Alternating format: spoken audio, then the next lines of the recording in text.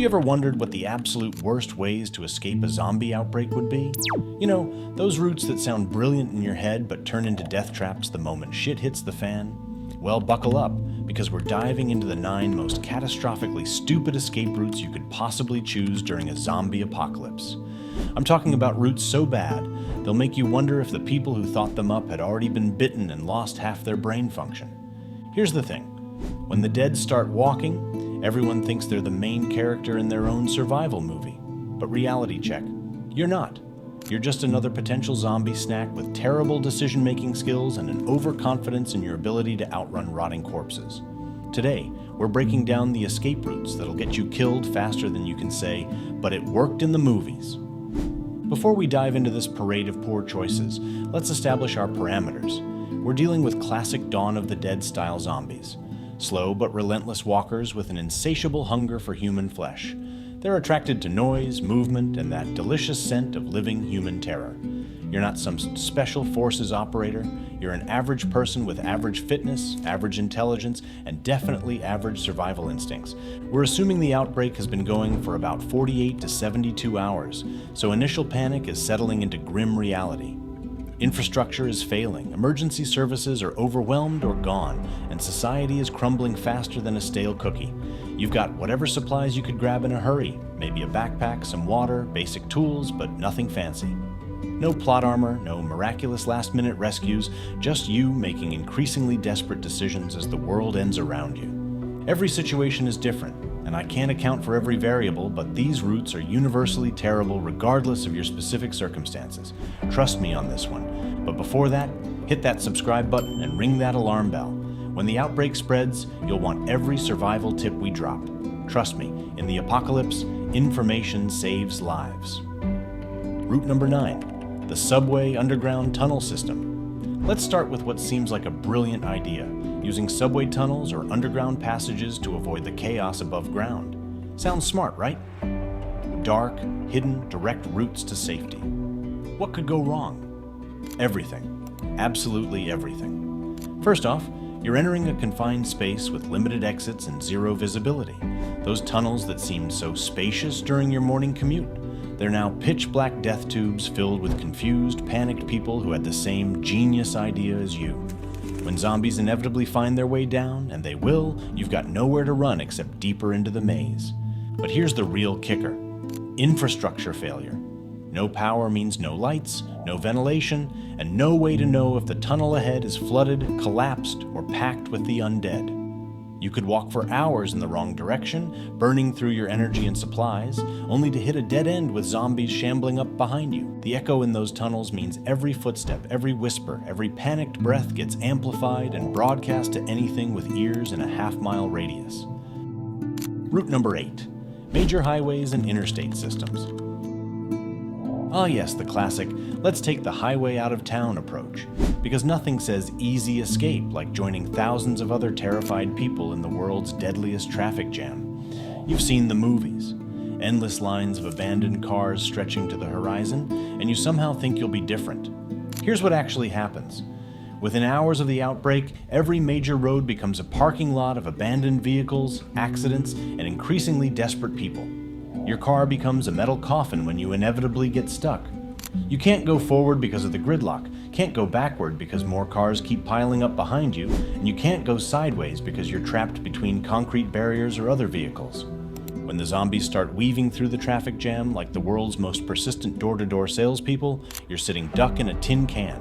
Sure, you could abandon your car and walk, but now you're on foot in the middle of nowhere with potentially hundreds of miles to your destination. And guess what? Everyone else had the same idea, so the highway is now a zombie buffet line with you as the main course. Route number 7, boats and waterways.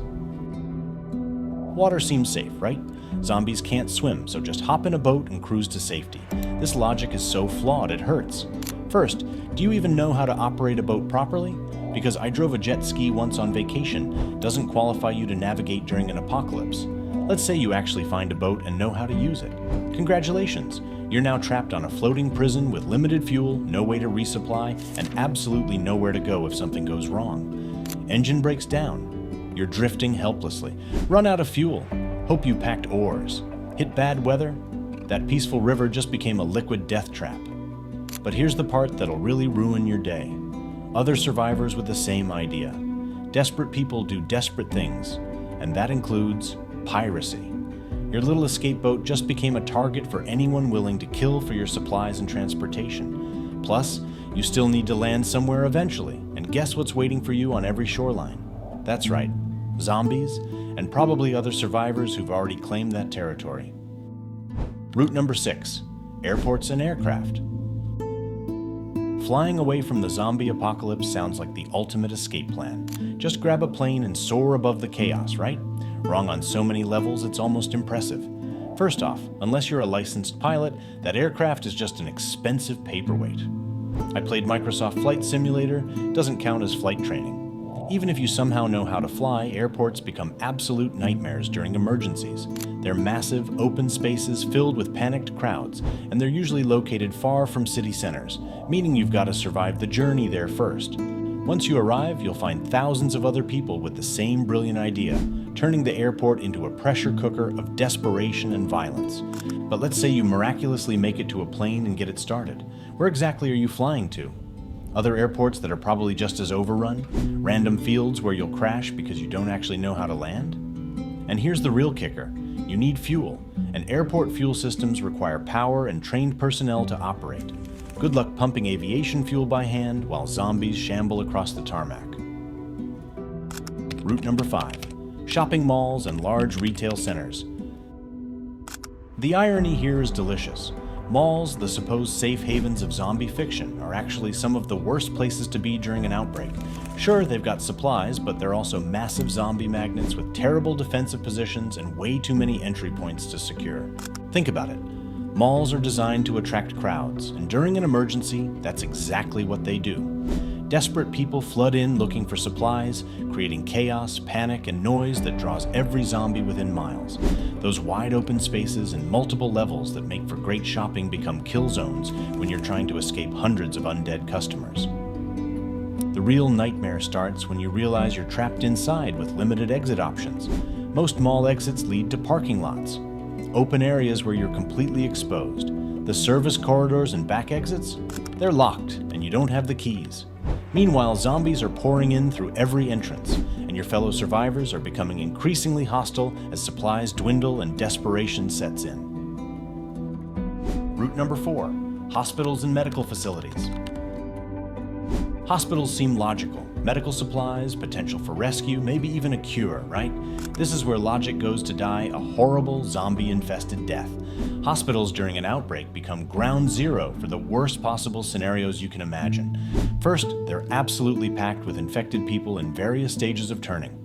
Emergency rooms overflow with bite victims who don't realize they're already dead. Medical staff, overwhelmed and under-equipped, become victims themselves. The result? A building full of zombies who know the layout better than you do, including all those confusing corridors and locked doors. But here's what makes hospitals truly terrifying: the infrastructure. When power fails, elevators stop working, electronic locks engage, and you're trapped in a maze of corridors with emergency lighting that'll die within hours. Those medical supplies you wanted? They're locked in pharmacy vaults you can't access, or they're scattered across multiple floors you can't safely reach. You came looking for help and instead found yourself in a multi-story zombie nest with excellent acoustics for broadcasting your screams. Route number 3, public transportation hubs. Train stations, bus terminals, subway stations. These transportation hubs seem like obvious escape routes until you realize they're designed to concentrate large numbers of people in confined spaces. During an outbreak, this becomes a recipe for absolute disaster. These locations become bottlenecks of human misery faster than you can say, "All aboard the death train." Thousands of panicked people with the same escape plan create crushing crowds, and when zombies inevitably breach the perimeter, it becomes a feeding frenzy in a confined space. The platforms and waiting areas that normally handle orderly queues become stampede zones where you're more likely to be trampled by fellow survivors than eaten by zombies. Even if you somehow make it onto a train or bus, you're now trapped in a metal tube with dozens of other terrified people, any one of whom might be infected. When someone turns during the journey, and someone always does, you're locked in a moving coffin with a zombie and nowhere to run. The vehicle becomes a traveling outbreak vector, spreading the infection to every stop along the route. Route number 2, bridges and elevated roadways. Bridges look like perfect escape routes. Elevated, limited access points, great visibility. They're also perfect death traps that'll leave you more exposed than a nudist at a polar bear convention. When everyone has the same idea to use the bridge as an escape route, it becomes a crowded, chaotic nightmare with nowhere to go but forward or backward. Here's the terrifying reality. Bridges are choke points. When the inevitable happens and zombies breach one end, you're trapped on a narrow strip of concrete with hundreds of panicked people and absolutely no escape options. You can't go left or right. There's just empty air and a very long drop. The bridge becomes a linear killing field where zombies can attack from both ends while you're stuck in the middle. But wait, it gets worse. Bridges are infrastructure, and infrastructure fails during emergencies. Power outages kill lighting, making night crossings suicidal. Structural damage from accidents or deliberate sabotage can make the bridge impassable or downright dangerous. And if you're on a drawbridge when someone decides to raise it to stop zombie hordes, congratulations, you're now stranded on a metal island with no way down except the hard way. Route number 1. Sewers and storm drain systems. And here we have it, the absolute worst escape route imaginable. Sewers and storm drains seem like secret passages to safety, but they're actually underground highways to hell. If you choose this route, you're not just risking zombie encounters, you're guaranteeing yourself a miserable death in the worst possible conditions. First, let's talk about the environment. Sewers are filled with toxic gases, human waste, and chemicals that can kill you long before any zombie gets the chance. The air is unbreathable, the water is poisonous, and every surface is covered in substances that would make a hazmat team quit their jobs. You'll be crawling through literal shit while trying not to die from methane poisoning or hydrogen sulfide exposure. But the real horror is the layout. Sewer systems are three-dimensional mazes designed by engineers, not escape artists. You'll get lost within minutes, wandering in circles through identical-looking tunnels while your flashlight battery dies and your sanity follows shortly after. The echoes down there amplify every sound, so zombies can track you from miles away while you stumble blindly through the darkness. And here's the final nightmare: flooding. Storm drains do exactly what their name suggests. They drain storms. When it rains, these tunnels become raging torrents that'll sweep you away faster than you can scream. Even without rain, water levels can change rapidly due to infrastructure failures or deliberate flooding by authorities trying to contain the outbreak. You'll drown in zombie-contaminated sewage, which is probably the most undignified death possible in any apocalypse scenario. So there you have it, 9 escape routes that'll get you killed faster than a zombie at an all-you-can-eat brain buffet. Each one seems logical until you actually think through the consequences, which is exactly how most people end up as zombie chow during the apocalypse. The harsh reality is that during a zombie outbreak, there are no good escape routes, only less terrible ones. Your best bet isn't finding the perfect escape plan, it's avoiding the obviously suicidal ones I just described. Stay flexible, think 3 steps ahead, and remember that sometimes the best escape route is the one nobody else is using, even if it seems harder or less obvious. Here's my practical advice: don't follow the crowds. Don't trust infrastructure to work when you need it most, and always have multiple backup plans. The moment you commit to a single escape route, you've probably signed your own death warrant. Survival isn't about finding the perfect plan. It's about adapting when every plan goes to hell, which they inevitably will. So what do you think? Did I miss any spectacularly terrible escape routes? Drop your thoughts in the comments below. I love hearing about the creative ways people think they'll survive the zombie apocalypse, especially when those ways are absolutely guaranteed to get them killed. Your engagement really helps the channel grow, so if this breakdown of apocalyptic failure entertained you, smash that like button and subscribe for more survival analysis. I've got plenty more scenarios to dissect, and trust me, they only get more terrifyingly realistic from here. Thanks for watching, and remember, when the dead rise, don't be the person who thought the sewer was a good idea.